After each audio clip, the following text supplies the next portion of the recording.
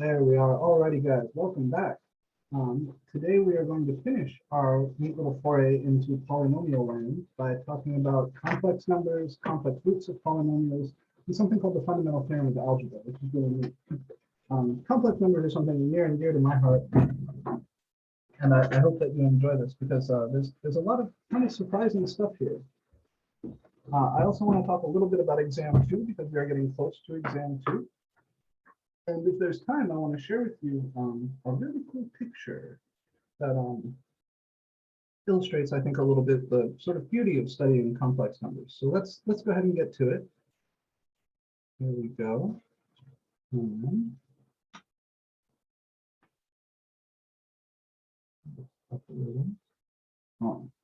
So this, of course, is MAC1140, section 009, which means we're talking about pre-calc. And today is the 12th of October, 2021. And today, we're going to talk about exam 2. And then we're going to talk about complex numbers,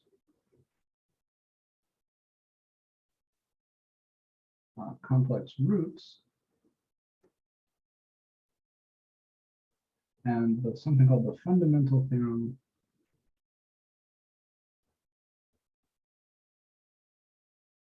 of algebra. All right, there we are. So first things first, exam 2. So exam 2 is going to cover all the material that we've talked about since exam 1. That's intuitive enough.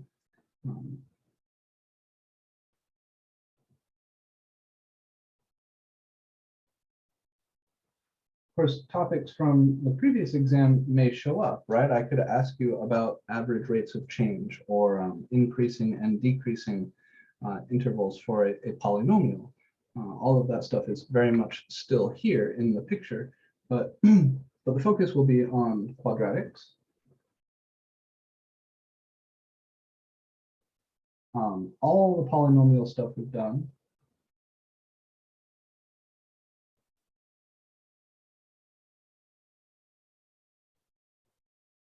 Including today, and then a couple more sections. So there's a section on rational functions that we're going to cover.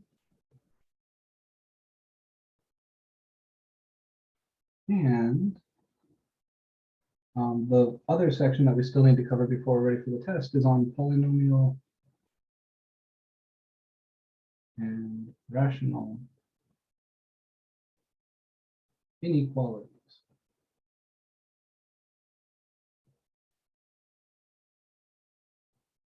The most likely date for the test, it depends on kind of how long it takes us to get through rational functions and how long it takes us to get through the section on inequalities. The most likely date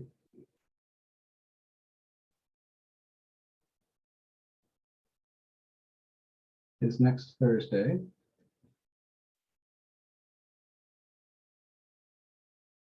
Which is 10/21. Maybe the following Tuesday.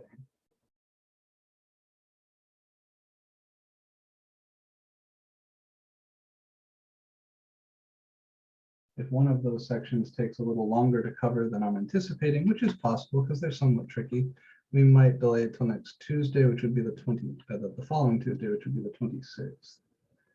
But no later than that. Okay. Any questions about exam 2?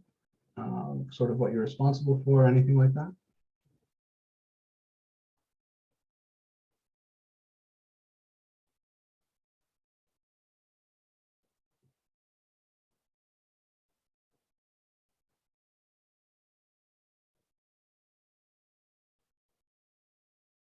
Okay. I'm going to release a new homework today and a quiz. Then there will be one more quiz before the test. Right, so kind of leading up to the test here, a few lower stakes assignments to help you kind of work in that slightly more rigorous setting. Last call for questions about what's on exam 2, when exam 2 is going to be, and what we're going to be doing to prepare.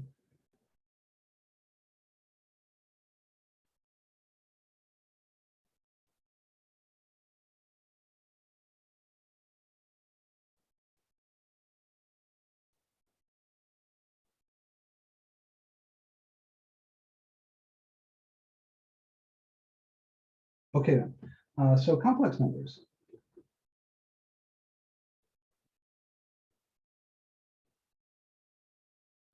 What are complex numbers? What is a complex number? What do I mean when I say complex numbers? Is it like a really complicated number, or does it have some other meaning? You seen these things before?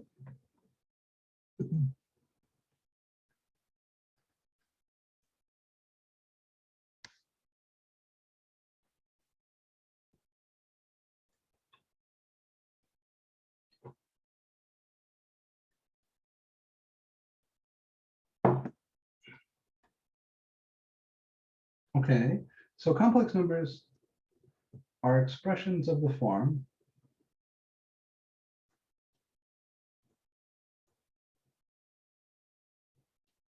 a plus bi.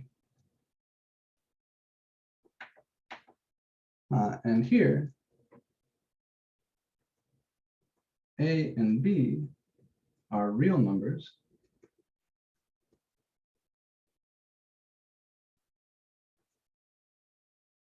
and the number I, most people meet it as the square root of -1. But a better way to define it is to say I squared is -1, but that means the same thing.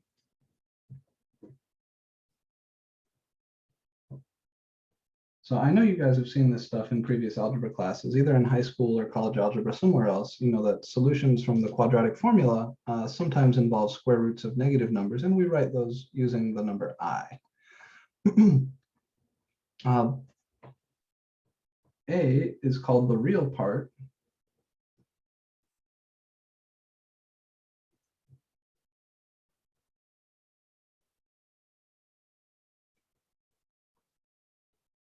And the number B is called the imaginary part.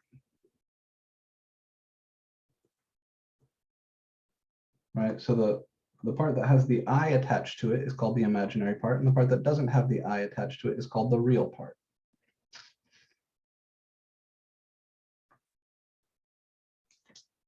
A nifty fact, and something that can be a good source of like true-false questions on a test, also kind of a bit of a headache when you're talking about complex numbers because it requires you to use extra words, is that all real numbers, meaning like all the numbers we've talked about this semester, like natural numbers, integers, rational numbers, irrational numbers, all the real numbers are actually complex numbers. So I call this a sneaky fact.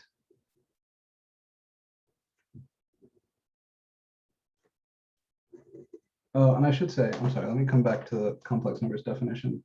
The set of complex numbers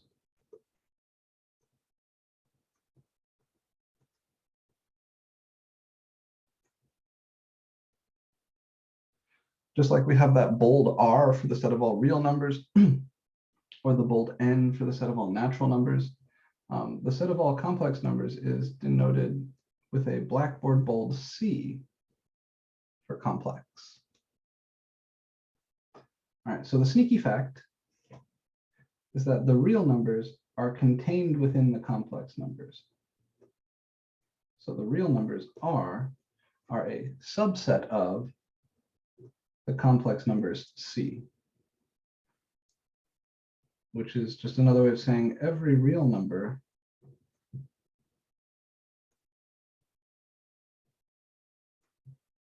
is a complex number.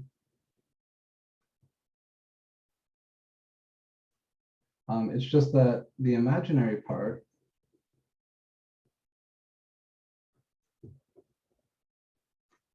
B is equal to 0. So a fun question to ask is the number 2 a complex number? And the answer is yes. Yes, it is. 2 is the same as 2 plus 0i.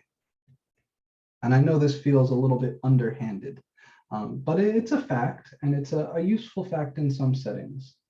Not only is 2 a complex number, but 3/2 is a complex number. It's 3/2 plus 0i. Pi is a complex number. It's pi plus 0i, and so on. You get the idea. So every real number is actually a complex number. The real numbers are a subset of, that's what this symbol means, is a subset of, meaning like the box of all real numbers fits inside the box of all complex numbers.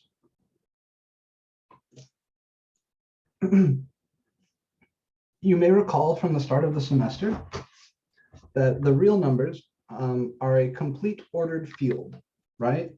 Complete meaning there's no gaps, ordered meaning they can be put on a line, and field meaning you can do all the arithmetic operations and stay within the set. Complex numbers also form a field, and that field is complete, but it's not ordered. There's no way to put all the complex numbers on a line because complex numbers are inherently two-dimensional. They have a real part and an imaginary part. So if you want to graph a complex number,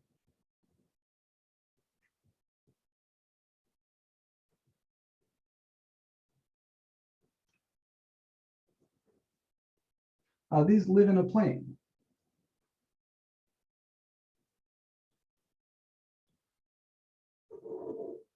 We call it the complex plane.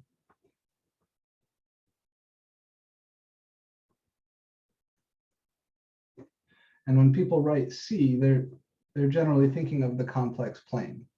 In the same way that when we write R, we're thinking of the real line. And when I said that the real numbers exist within the complex numbers, this is what I mean. So that here is the complex plane. Here, inside of the complex plane, is the real line. So every real number that you love, like 1 and 2 and pi, live inside the complex numbers along the real line. Up here, this is called the so this is called the real axis or the real line. Up here, this is called the imaginary axis. And if you go up 1 from the origin, that's the number I. If you go up 2 from the origin, that's the number 2i, and so on. So just like you can graph real numbers on the real line, you can graph complex numbers in the complex plane. So for example, right here in the complex plane, at the ordered pair 2, 1 would be 2 plus I.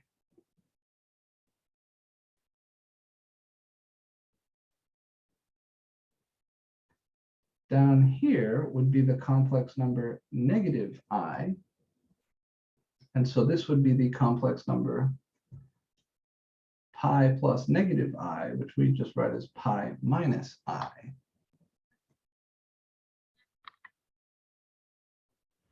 And over here, if I come out like -1, -2, -3, this would be the complex number -3 plus 2i. So complex numbers are points in the complex plane. They are two-dimensional objects, which means they can't be put on a line. They're inherently two-dimensional. You can squish them into a line, but they're not going to have a nice order. The order doesn't follow any sort of like arithmetic or algebra rules. So we say that the complex numbers form a complete field, but not an ordered field. All right, this is our quick and dirty introduction to what complex numbers are. The next thing I'd like to show you is kind of how to do the basic arithmetic and algebra operations with complex numbers. Are there any questions about this stuff so far?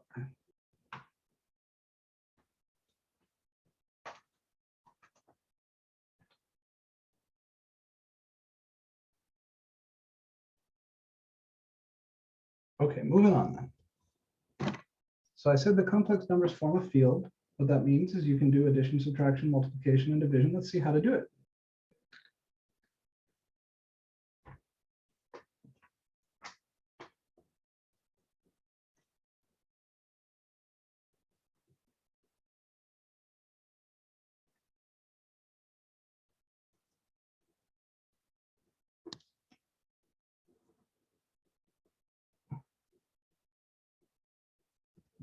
addition, subtraction, multiplication, and division. You can also raise complex numbers to powers. That can get a little bit complicated, but I'll show you some basic examples. So I think the best way to learn the arithmetic of the complex numbers is just through examples. Let's perform the indicated operation.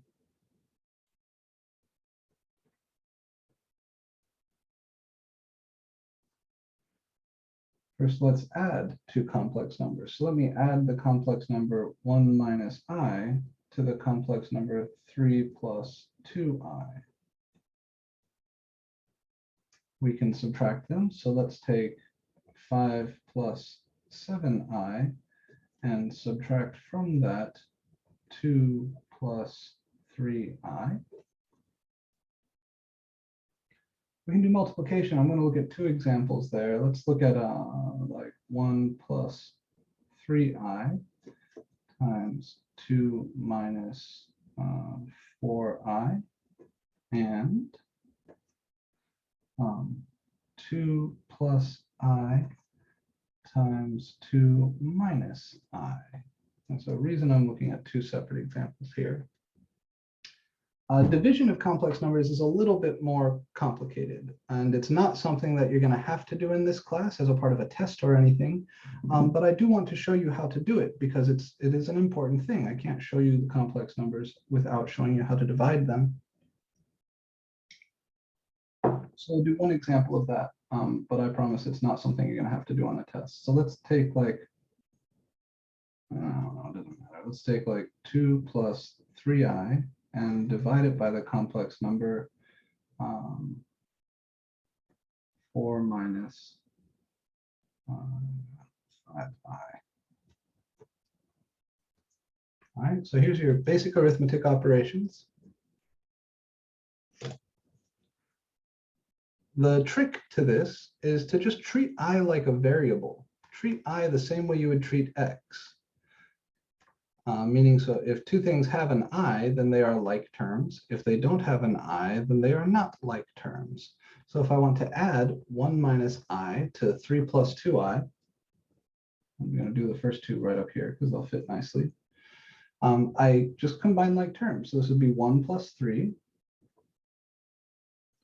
and then negative I plus 2I.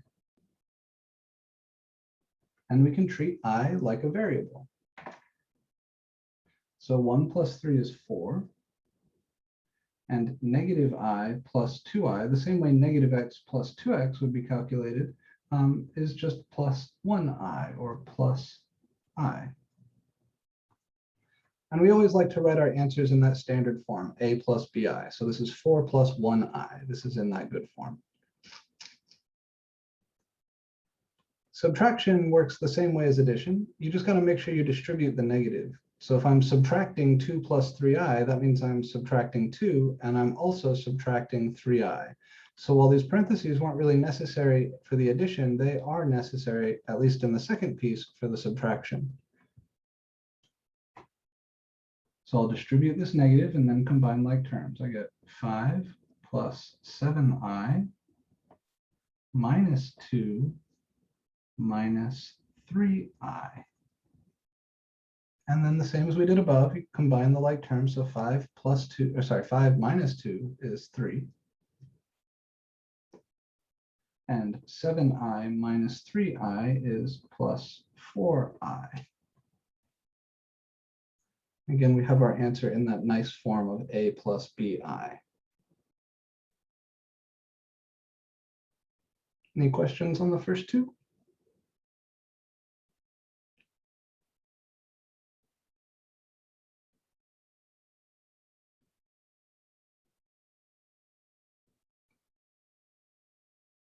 Okay, then parts C and D I'm going to do separately, like down here, because they won't fit up here. So let's look at the solution to part C. There's two things to do here. First, I want to multiply 1 plus 3I with 2 minus 4I.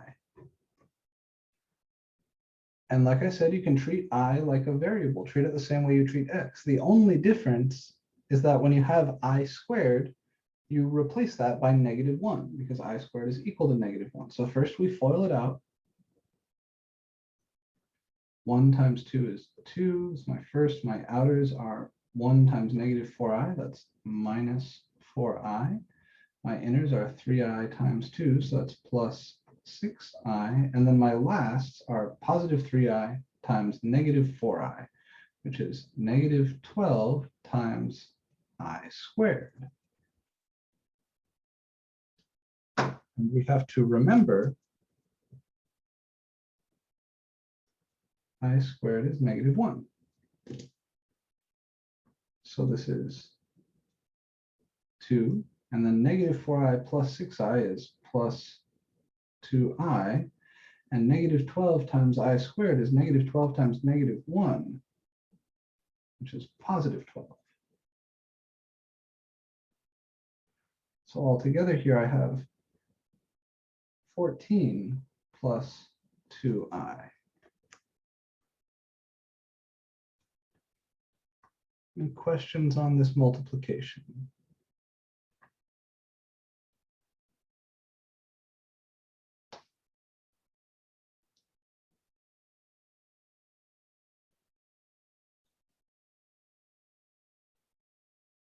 Okay, let's look at the other one. Here I want to multiply 2 plus I by 2 minus I. These are called complex conjugates.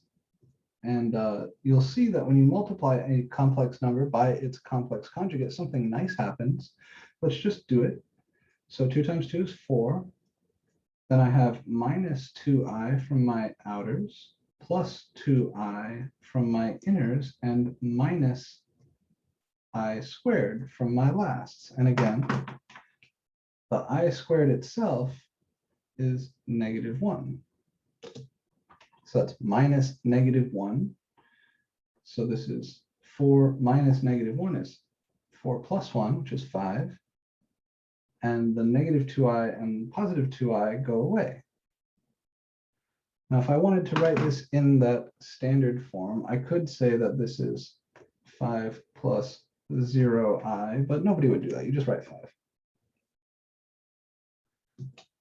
So when you multiply a complex number by the version of that complex number with the I swapped for -I, the result is a real number. All the i's go away.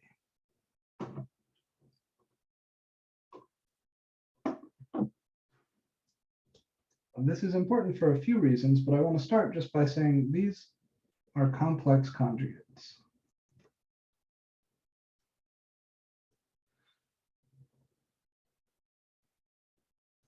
And the definition of a complex conjugate is this. A complex conjugate of A plus BI is A minus BI. Just a definition, it's a term that we use, complex conjugate, and we'll use it later today also. A fun fact is that when you multiply a complex number by its complex conjugate, you always get a real number. And not just any real number, that real number is connected to the geometry of the complex plane. So if I call this 1, 2 on my real axis,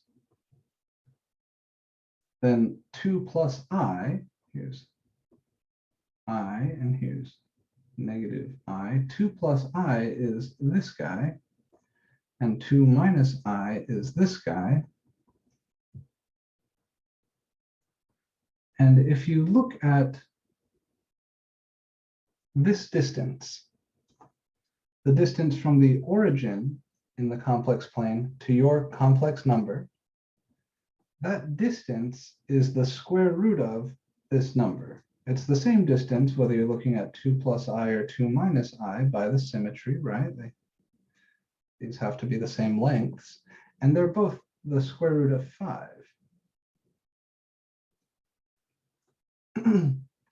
The distance from the origin to the complex number 2 plus I is called the absolute value of 2 plus I. or the modulus of 2 plus I. And it turns out that when you multiply a number by its complex conjugate, what you get is the square of the absolute value, the square of the modulus. Not something that you need for this class, but a fun fact. One of the two things that you will need regarding complex conjugates is this fact that when you multiply a number by its conjugate, the result is always a real number. And in fact, we're going to use that when we do this division. The other place we're going to use it is when we talk about roots of polynomials relating to an important theorem that I'll share with you in just a little bit. Questions on multiplying complex numbers?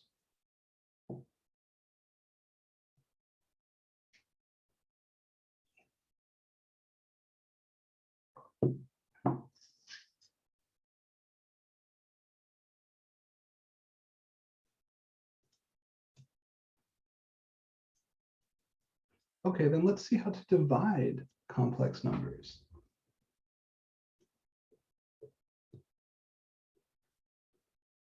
So I want to divide 2 plus 3i by 4 minus 5i. There's a challenge here, right? You can split up fractions over their numerator, but you cannot split up fractions over their denominator. There's no nice way, at least at first, to write this in the form a plus bi, because I've got real and imaginary numbers downstairs and real and imaginary numbers upstairs. It's a challenge. What would be nice is if I could make this denominator a single real number. So what could I multiply this denominator by so that the new denominator is a single real number? Genuinely asking.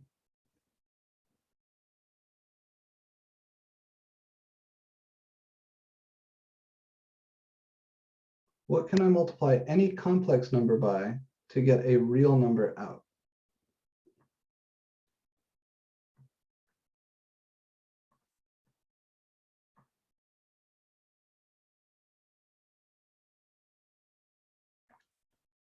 By the same imaginary number. I heard something there, but I couldn't quite make out what the suggestion was. So what would I like to multiply this by to turn the denominator into a real number? Do you multiply it by itself, like 4 minus 5i? Almost. We're getting close. We're getting close. So what we said here is if you multiply any complex number by its complex conjugate, the answer will always be a real number. So if I want to make my denominator real, 4 plus 5i? Yes, we'll multiply by the complex conjugate. So if I'm going to multiply by that downstairs to make my denominator real, I also have to multiply by that upstairs. And this is how you divide complex numbers. You multiply top and bottom by the complex conjugate of the denominator. That works. Remember, fractions always have their tops and bottoms in parentheses. So when we do this, we must think of it like this. And then we FOIL. We FOIL upstairs and downstairs. So 2 times 4 is 8. 2 times 5i is 10i. 3i times 4 is 12i. And then 3i times 5i is 15i squared. And downstairs, 4 times 4 is 16. 4 times 5i is plus 20i. Negative 5i times 4 is negative 20i. And you see that magic happening where the i's are all going to go away. And then negative 5i times positive 5i. Negative times positive is negative. 5 times 5 is 25. I times I is I squared.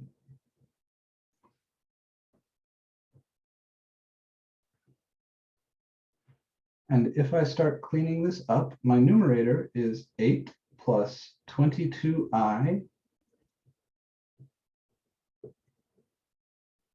And then what is 15i squared? Negative 15. Very good. Negative 15. Downstairs, similar stuff's going on. I've got 16 plus 20i minus 20i. That goes away. Minus 25i squared is plus 25. And then we can simplify. 8 minus 15 is negative 7. So my numerator is negative 7 plus 22i. My denominator is 16 plus 25, which is 41, is that right? 35 and 11, 41, yeah. Okay. So this is almost there, almost there. But remember, my goal is to write the answer in the form a plus bi.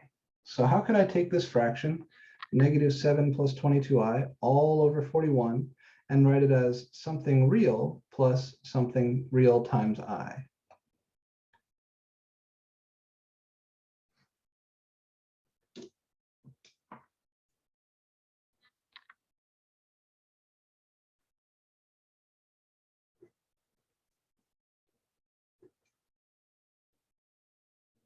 Remember, fractions, you can always split them up over their denominator like this, right? If you have something plus something else over some denominator, that's the same as the first thing over that denominator plus the second thing over that denominator. This is just how fractions work, right? We usually think of it going the other way. If you add two fractions with the same denominator, you just add their numerators. Well, you can split up according to that rule as well. So my negative 7 plus 22i all over 41 is negative 7 over 41 plus 22i over 41.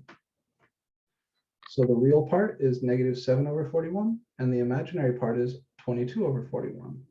And this is how you take something like 2 plus 3i over 4 minus 5i and carry out that division to get a nice complex number as your answer. I could graph this. I would not know how to graph this as it started, right? Not at all obvious where this number, 2 plus 3i over 4 minus 5i, lives in the complex plane. But this one, I know exactly where this lives. I would go out to negative 7 over 41. Now that's a small number, right? But it's a real number. I would come over here, and then I would go up 22 over 41. So it would live like right here. All right, but again, division of complex numbers is not something you're going to need in this course. You will need it in future courses, especially Calc 2 and differential equations. And complex numbers in general are just so goddamn beautiful. I would be doing you a big disservice if I didn't tell you how to do it. One other thing to tell you, the arithmetic of complex numbers is intimately connected to the geometry of the complex plane. So we saw here that like a number times its conjugate gives you the length, the distance from 0 or the origin to that number, or the square of that. When you multiply two complex numbers, you do two things. You stretch out that complex number, and then you rotate it by some amount. So there's this really cool connection, multiplication with rotation. Addition can be done using vector addition, if you've ever heard of vectors. So the neat thing, the reason people love complex numbers so much, mathematicians love complex numbers so much, is because you can take algebra problems and turn them into geometry problems. Or if you're very clever, you can take geometry problems and turn them into algebra problems. And this was a big part of my own work when I was in grad school. One more thing to do with kind of arithmetic of complex numbers, and then we'll get back to polynomials and see how these tie into that. And that is powers of I.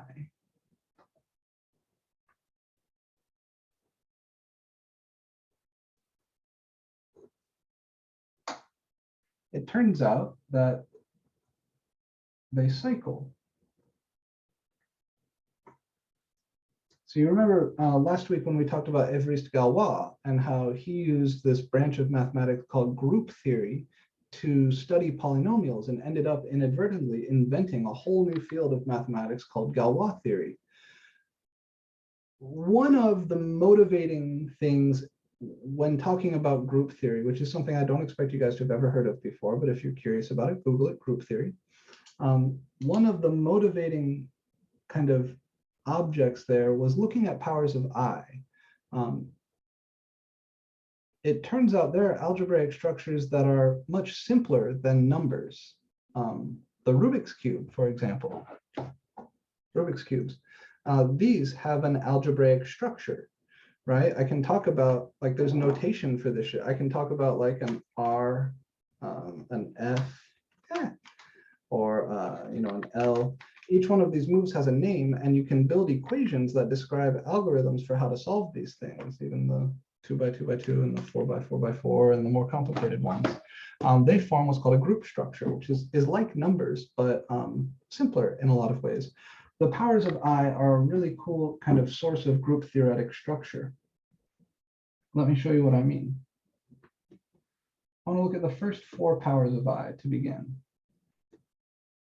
And by the first 4, I mean 0, 1, 2, and 3. Anybody guess what I to the 0 is? 0. Not quite. What's 5 to the 0?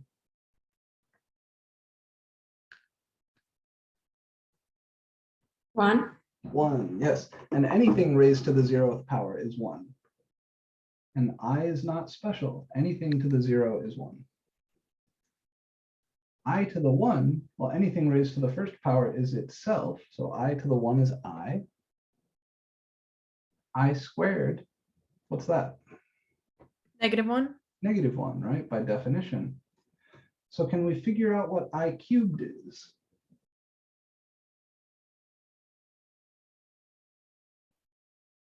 From those first 3, we can get this one. 1. Not -I. Yes, -I, right? I cubed is I squared times I, right? The same way x squared times x is x cubed. Well, if I squared is -1 and I to the 1 is I, then I cubed is -1 times I, which is -I.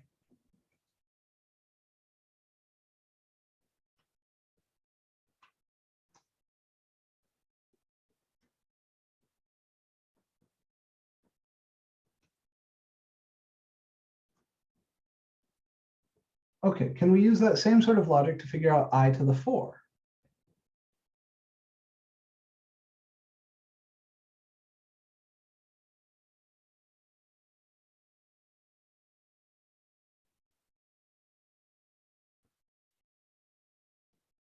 Well, x to the 4 is x squared times x squared, right?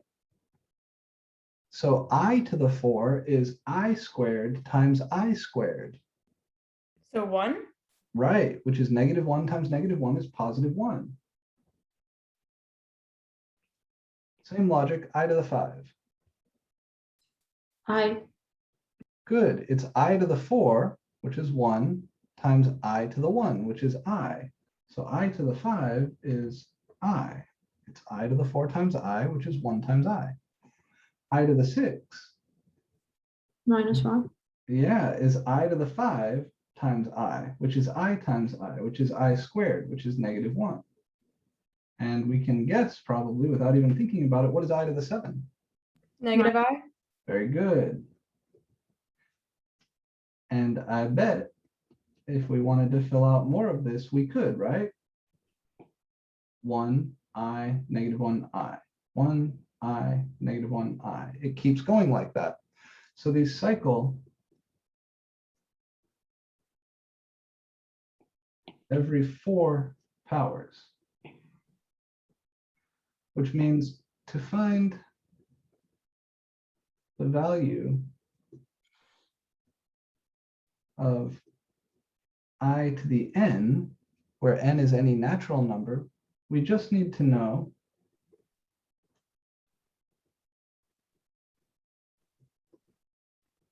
where we are in that cycle.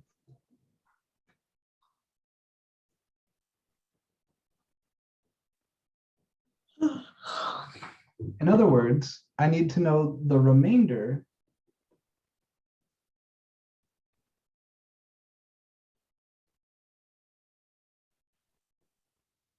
when n is divided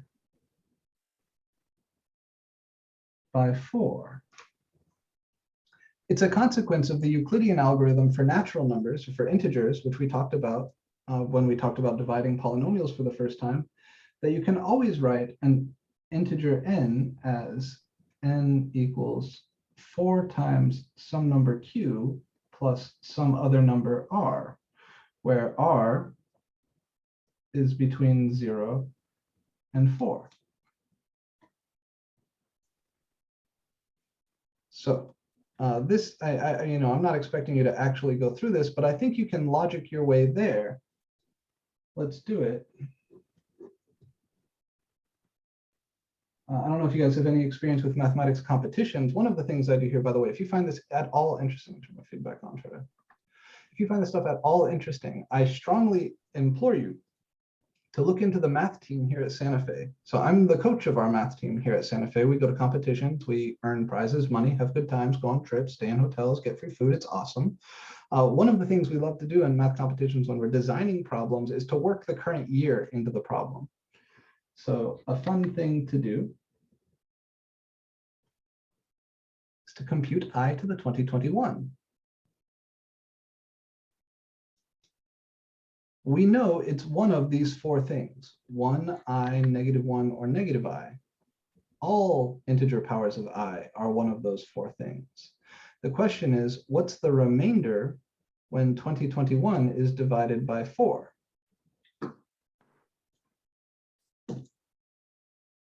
And I would say, well,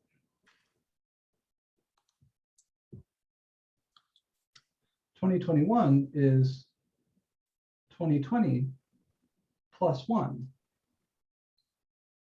And 2020 is divisible by 4.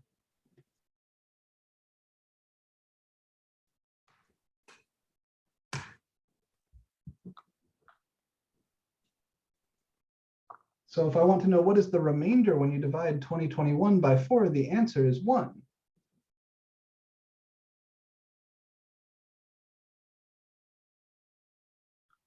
Therefore, I to the 2021 is the same as I to the 1, which is just I. I to the 2022 would be -1. I to the 2023 would be -I. And these are fun questions. I am quite fond of these. And they might show up as something like an extra credit or bonus question on an exam if we ever had things like that.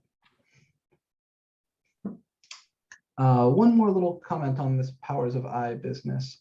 Like I said, this is kind of a group theoretic structure. It turns out that if you look at powers of I, it forms what's called a cyclic group of order 4. And it's fascinating, beautiful stuff worth studying on its own. Also, when you take Calc 2, if you have a good Calc 2, which I hope you do, you'll prove at some point late in the course a famous formula from Euler, the mathematician. You may have heard him called Euler before. The correct way to pronounce it is Euler. He was German, Swiss-Austrian, but whatever, he spoke German. That relates the exponential function e to the x to the trig functions cosine x and sine of x. And the trick to proving that formula is to use this fact that powers of I cycle. It's a very weird thing. It's going to surprise you when you see it. And I don't want to ruin the surprise for you, so I'm not going to share it right now. But I hope that you have a good experience in Calc 2. And when you talk about power series, you prove the Euler identity. If your professor doesn't do it, remind them, because they should. Okay. So that's enough intro to complex numbers and working with complex arithmetic. Why does this shit matter for us? Well, there's 2 theorems.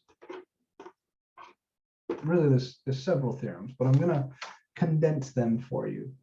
The first one, the most important, which may not come as a surprise to you, given what we've already talked about with polynomials, is called the fundamental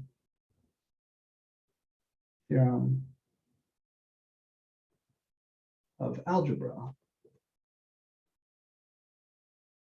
And when you see words like fundamental and theorem next to each other, that should set off alarms in your head. Right? We know what a theorem is. It's a true statement in mathematics that is deep and meaningful somehow. And the word fundamental, means like foundational, basic, kind of the core of the thing. So this is the core theorem of algebra, which sounds like a big deal, and it is. What this says is that any polynomial of degree n has exactly n complex roots when counted with multiplicity.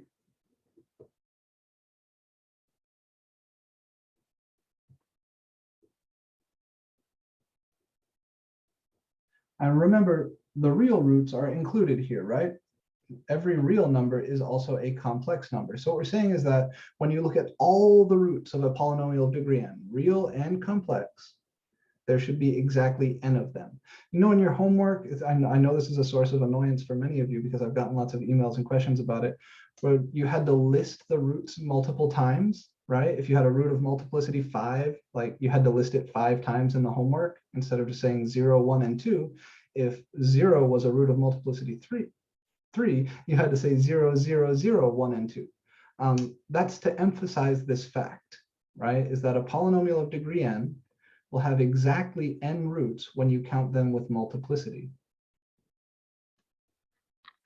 You have to be willing to work with complex numbers here, right? Because many polynomials don't have any real roots, like x squared plus 1 doesn't have any x-intercepts, so it has no real roots, but it does have 2 non-real complex roots. We'll talk about those in a minute. Moreover, if those possibly complex or possibly non-real roots are C1, C2, C3, out to Cn, then the polynomial can be written in fully factored form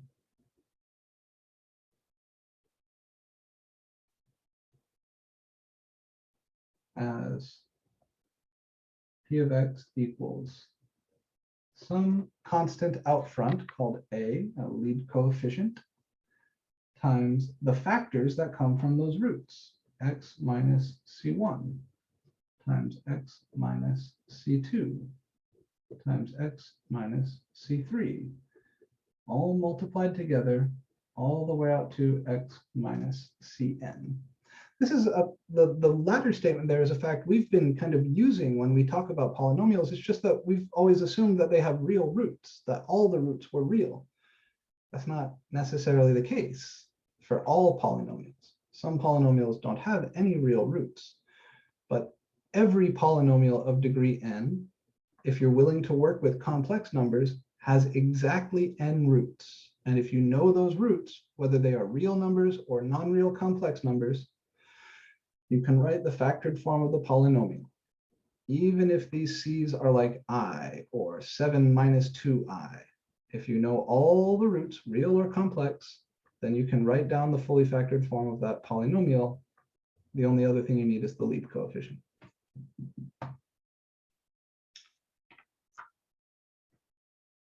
Do you know why we use the symbol I when we talk about complex numbers? What does the symbol I stand for? Imaginary? Imaginary, yeah, exactly. Do you know why we call that imaginary? So I is called the imaginary unit. Do you know why we call it imaginary? Because it's not real. Yeah, well, certainly they're not real, right? And this is it's actually a pejorative term, like an insult. Mathematicians back in the day, around the time of René Descartes, the guy, I think, therefore I am, cognito ergo sum, same guy that came up with the XY plane and started studying geometry using algebra. Around that time, mathematicians came up with and started working closely with the quadratic formula. And And they realized that, some quadratics, when you plug into that formula, you get a negative number under the square root. And for the longest time, they just said, fuck that shit. This thing has no roots and the formula doesn't work when that happens.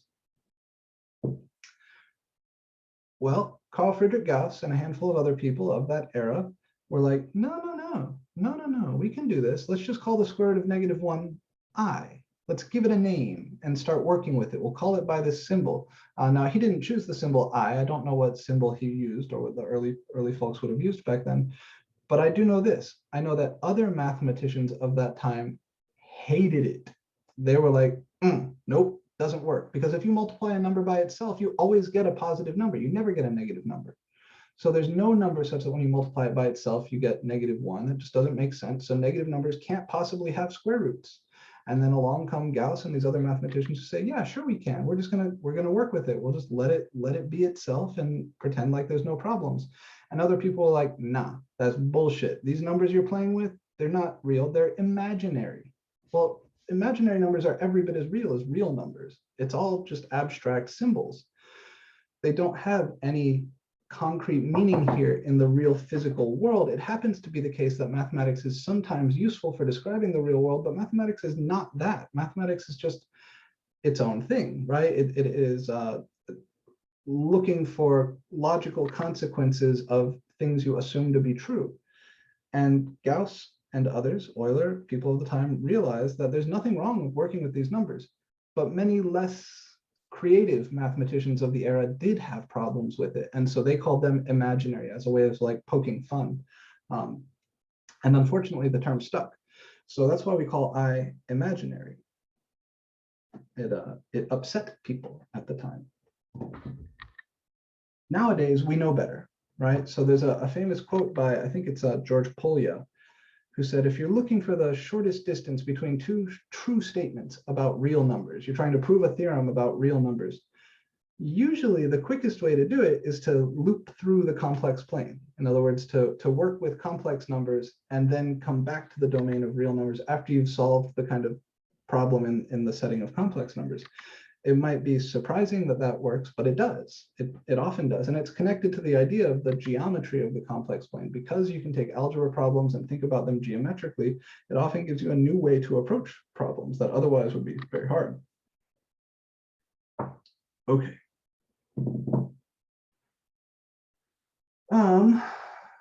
Let's do this. Let me give you a polynomial and let's factor it all the way down. We've done this, but so far only with polynomials whose roots are all real. We haven't seen how to do this with complex roots yet, non-real complex roots. So let's do it. And then I'm going to share with you another theorem, which we'll be able to kind of contextualize through the example we will have just done. Okay. So on exam 2, when I say, give me the fully factored form, what I mean is that form from the fundamental theorem of algebra. I want products of linear factors. So fully factor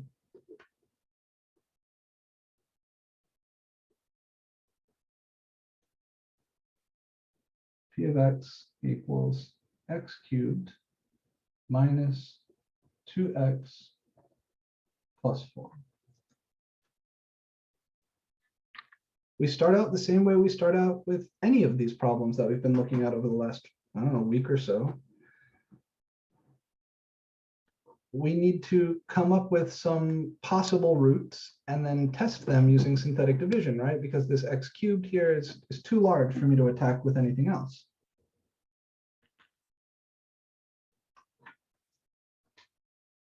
So that's what we do. We use I'm just going to abbreviate it, RRT. Rational roots theorem, my p's and my q's. P's are divisors of the constant term, so that's 4, 2, and 1. Q's are divisors of the lead coefficient, which is just 1. So my possible rational roots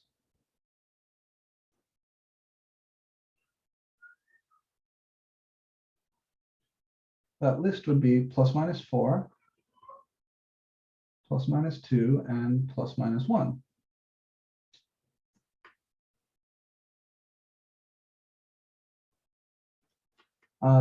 Just to save us some time, I'm going to start with the correct one. I'm going to start with -2. So we write our suspected root over here. I'm going to test x equals -2. And we write the coefficients of p over here. Now, be careful, there's no quadratic term here. So the coefficients are 1, 0, -2, +4. We bring down the 1. -2 times +1 is -2, plus 0 is still -2, times -2 is +4, plus -2 is +2, times -2. Oh, did I mess up? Remember, did I write these right? 1, 0, -2, +4. -2 plus 0 is -2, times 2 is +4, plus -2 is -2, times, this is +4, isn't it? Oh. No, it's +2 because you like negative. Thank you. I knew I made a mistake somewhere. I did this ahead of time and I was like, what the hell? Yeah, okay, +4 and -2. This is a +2. Then we get our -4. And there's the 0. Thank you so much. All right. So here we go. So this tells me that my polynomial p of x can be written as x plus 2, the factor that gives us the root at -2, times the quadratic whose coefficients are given down here. That's 1x squared minus 2x plus 2. And then this quadratic, if we wanted to factor this further, we would ask, okay, are there two numbers that multiply to +2 and add up to -2? And the answer is no. So to continue here, we need to use the quadratic formula.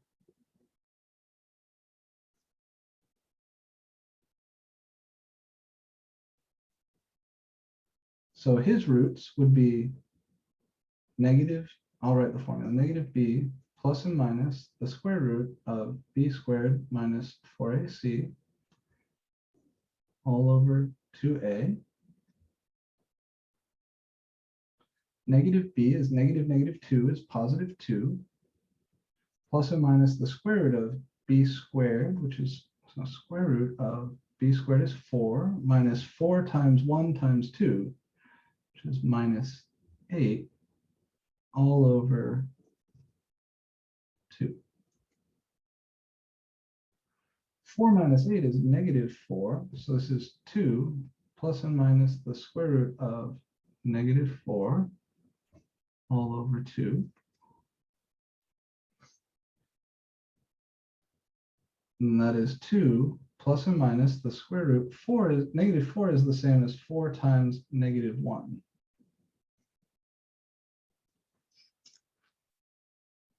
And then I can take that square root and split it up. Square roots play nice with multiplication and division. So this is the square root of 4 times the square root of -1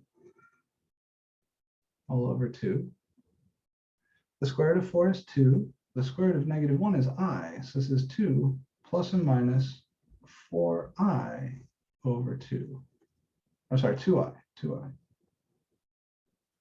Square root of +4 is +2. So what do we get here? This is 2 over 2 plus and minus 2i over 2. You can cancel all the 2's. This is 1 plus or minus I. So what all this stuff tells me is that my polynomial p of x can be written as x plus 2 times x minus 1 plus I times x minus 1 minus I.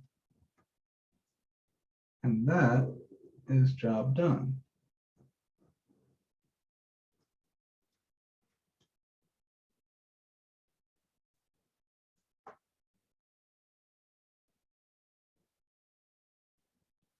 The little parentheses on the inside are important. Please don't forget the little parentheses here and the little parentheses here. They're not just important when writing the factored form like this, but if I gave you the roots and told you to come up with the polynomial, You would need to write those parentheses in, otherwise you would get into trouble.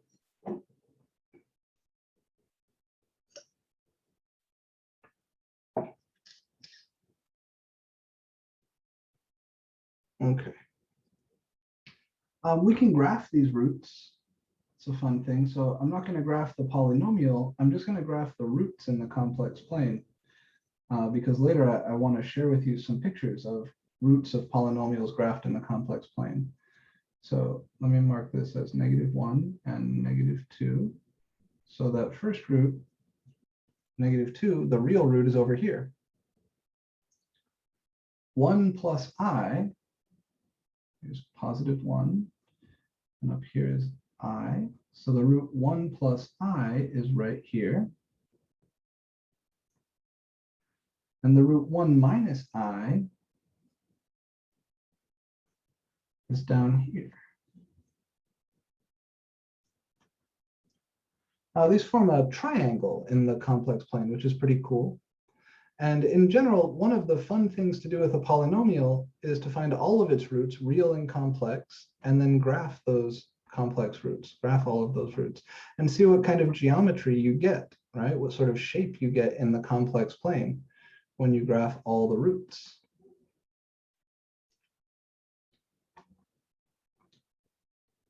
These are just the roots graphed in C.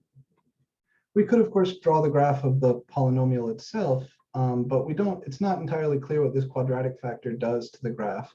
So all we would have is this root and the end behavior to go on, which makes life a little tricky. So I wouldn't ask you to graph this, but I certainly will ask you to graph, just like we were doing last week, polynomials with real roots, because those are easier. Okay.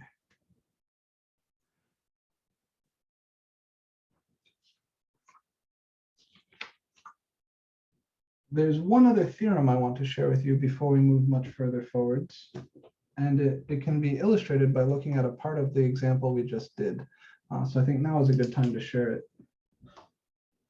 This theorem originates from the time before people were very comfortable with complex numbers, but it still says a lot about complex numbers and how they show up as roots. So this is a theorem on linear and quadratic factors.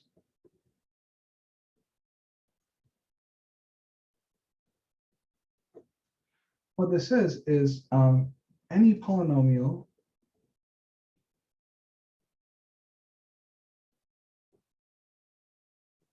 with real coefficients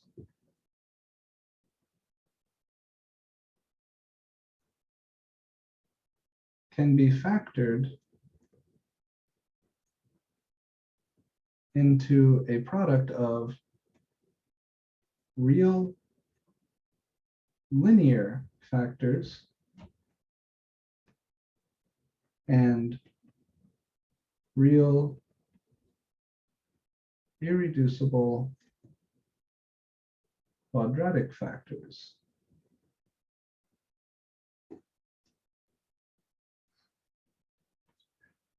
And an example we have in front of us already, right? So the polynomial that we were playing with in that last example, x cubed minus 2x plus 4.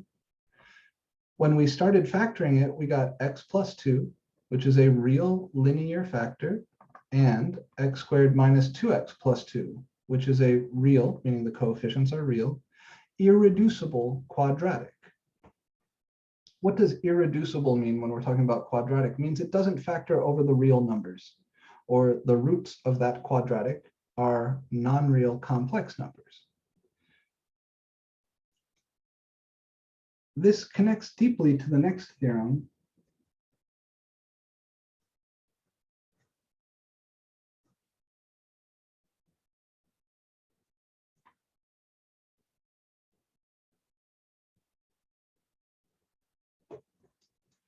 which says any polynomial, or let me say it differently, if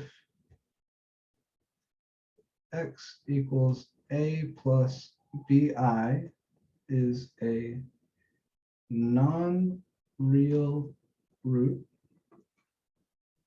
of a polynomial with real coefficients,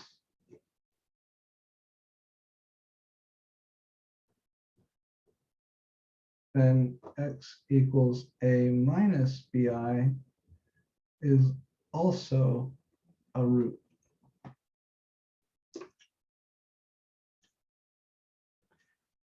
The second theorem can be thought of as a consequence of the first theorem and the quadratic formula.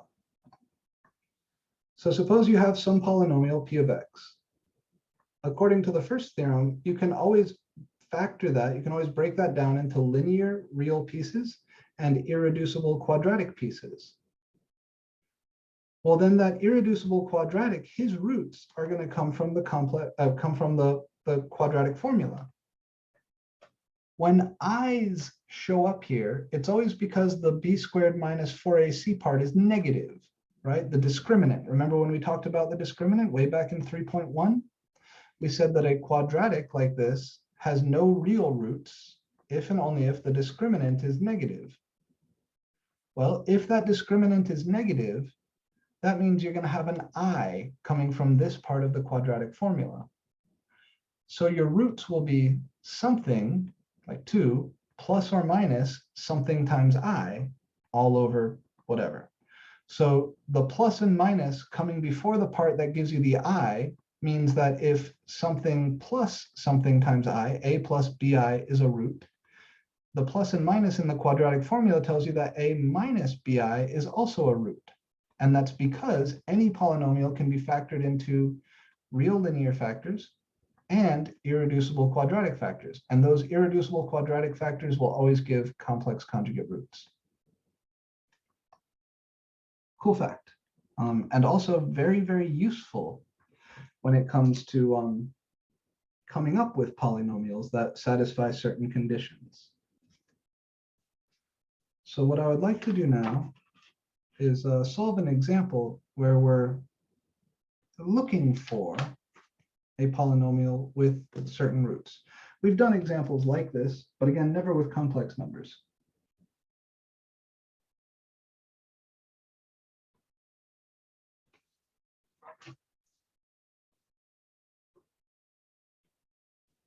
Okay. So let's find a polynomial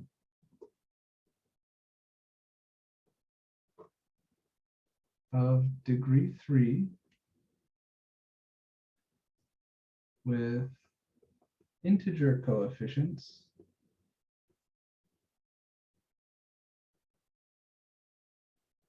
and remember integer means they have to be real, right? Real whole numbers having roots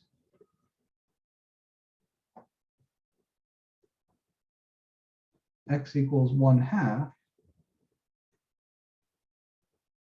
and x equals 3 minus I. So this is pretty similar to the example we did Thursday last time, where we had to find a polynomial with integer coefficients having some set of roots. One of them was a fraction. We had to fix for that.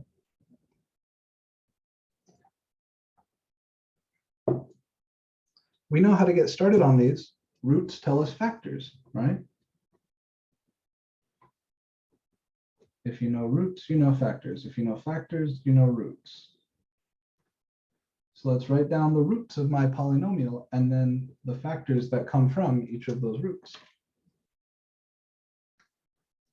I know I have a root of 1/2 and I have a root of 3 minus I. Being mindful of the last theorem, is there anything missing from this list?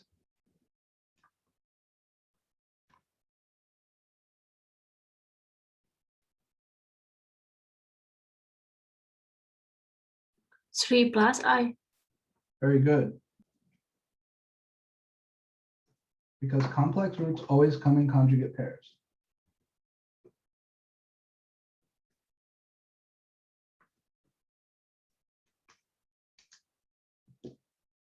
The other hint that there's something missing is that this is supposed to be a polynomial of degree 3, but we only have 2 roots.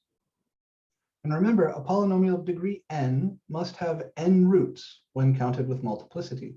So if these are each going to be multiplicity 1 roots, then there's one missing. And we know since polynomials with non-real complex roots always have those roots coming in conjugate pairs, if 3 minus I is a root, 3 plus I is automatically a root. I promise you there will be a problem on test 2 that requires you to remember this. All right, some factors. Well, if 1/2 is a root, then x minus 1/2 is a factor. If 3 minus I is a root, then x minus parentheses 3 minus I is a factor. And if 3 plus I is a root, then x minus parentheses 3 plus I is a factor. And again, without those little inner parentheses, we're going to be in trouble. So please don't forget them.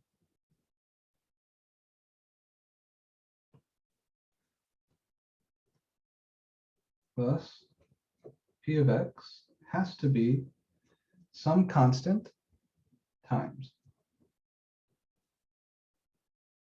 x minus 1/2 times x minus 3 minus I times x minus 3 plus I.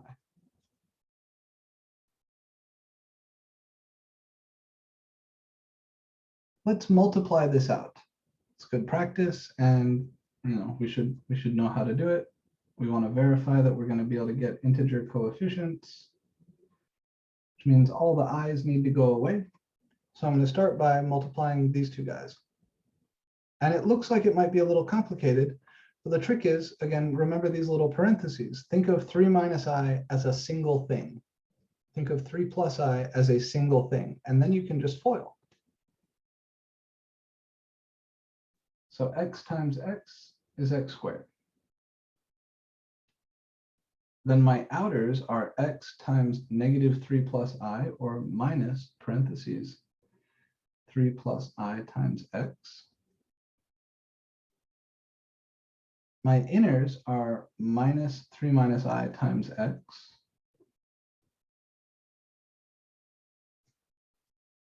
And my lasts are negative 3 minus I times negative 3 plus I. That's plus 3 minus I times 3 plus I.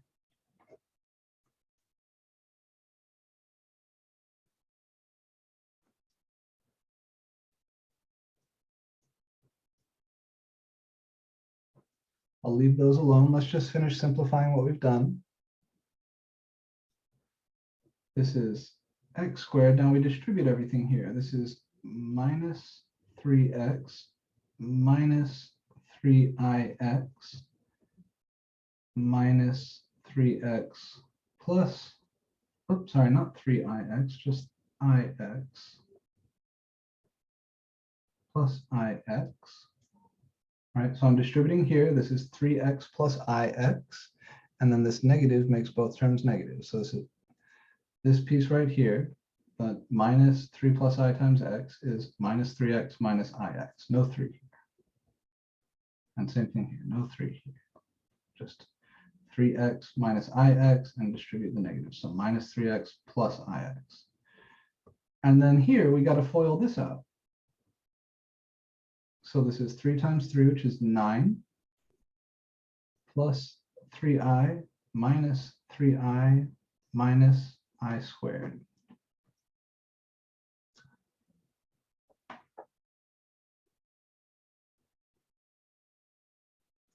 A lot of this goes away.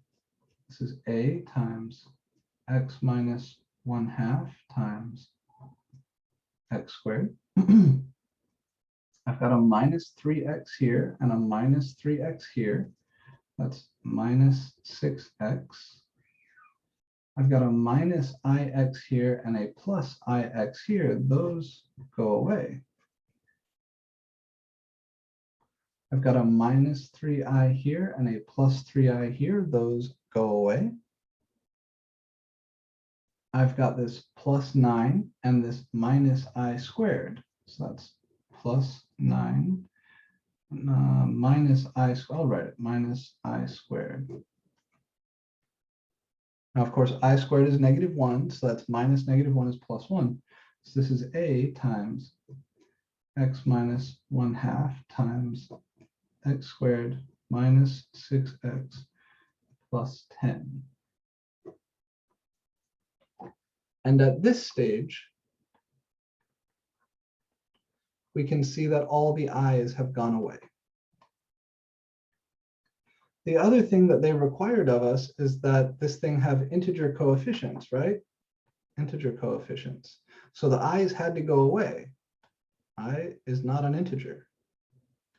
The other piece that's not an integer is this 1/2. So if I want to make sure all the coefficients here are integers, what should I choose for a? 2. 2 would work, 4 would work, any even number would work. So choose a equals 2 to get integer coefficients.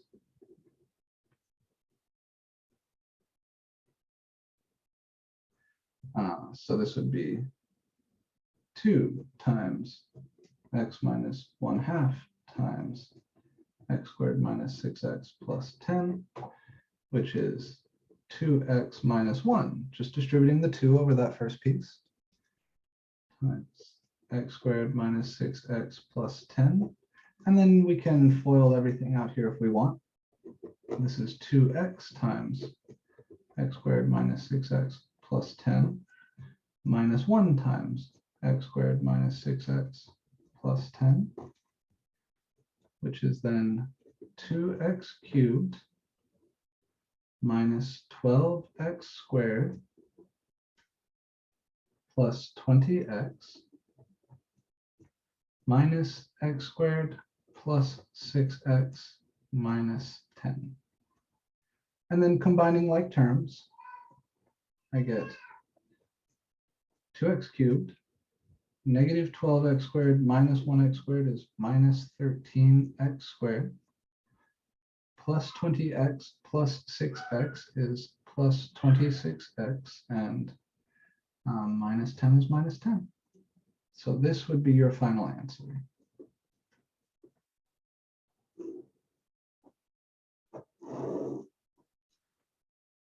Oops, sorry, down here.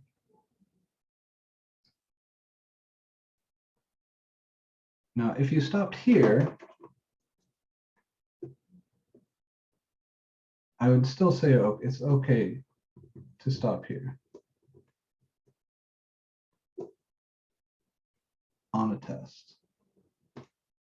All right, once you get to the step where you can verify that all of the coefficients are integers, I'm okay with you stopping. But you do need to be comfortable with this whole procedure of multiplying things out. And I know that that's a skill that's not practiced enough in college algebra, so you should practice it.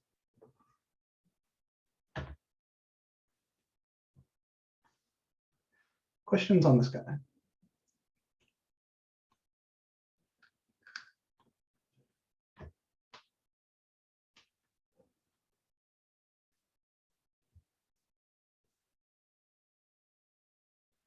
Okay, before I let you go, I want to show you something cool. You may have noticed my new background. This is the complex plane. Every point here where you see some color is like, where is it? Like this, where we graphed the roots of that polynomial.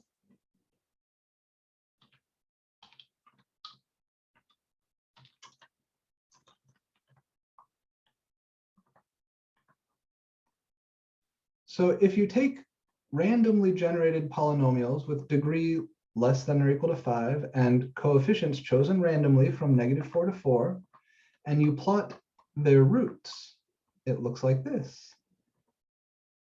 Some of them are real. That's the stuff you're seeing right along the real line here.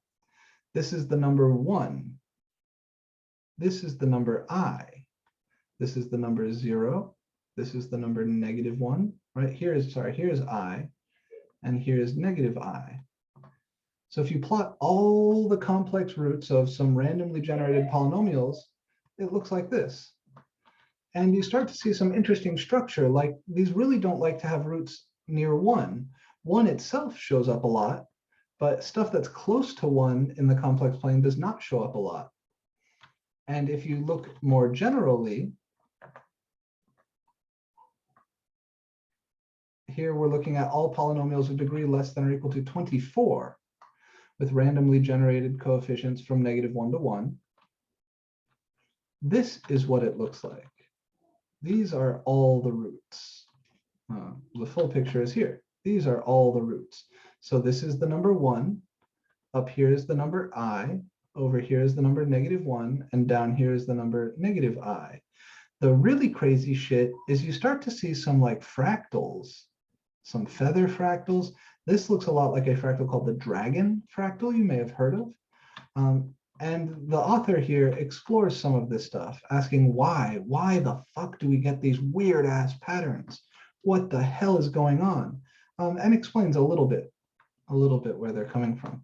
So I find this fucking shocking and tremendously beautiful. And I hope you do too. It's very, very strange. We don't expect this sort of stuff from polynomials. Fractals and polynomials are not really connected. So I'm going to post an announcement with a link to this full 95 some odd megabyte file where you can zoom in and look around at some of these really strange structures that show up when you plot all the roots. Now, I don't expect you to understand this fully. I don't understand it fully. It's still open research. This is one of these things that mathematicians are still trying to figure out. Why do we get these elegant structures when you look at polynomials with coefficients plus or minus 1? Why do their roots show up like this? Why do you get those fractals? And maybe more importantly, these numbers that you would think show up a lot, like 1, should be the root of a lot of these polynomials. But you see all this black space around the number 1 in the complex plane. That means that 1 does not show up a lot. These polynomials are trying really, really hard to avoid having roots at 1 or -1 or I or -I. And these other kind of interesting points are spaced out evenly along the unit circle. This is 45 degrees. This is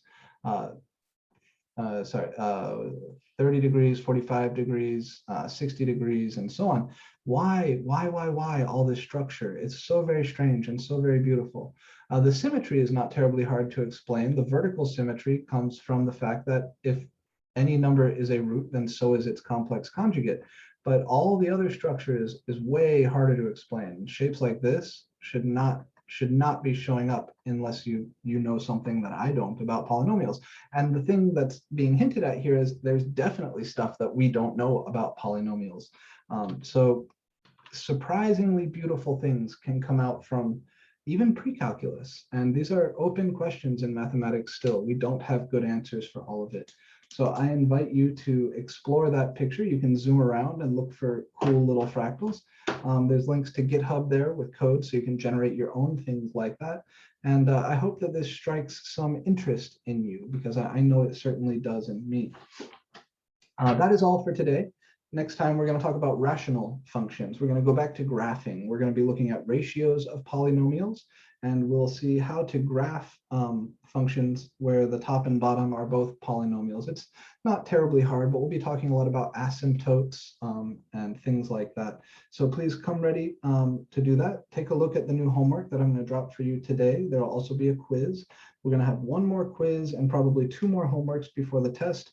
The test will either be next Thursday or the following Tuesday, depending on how quickly we move through all of that material. That's all I have for you guys today. Are there any burning questions for me before I let you all go?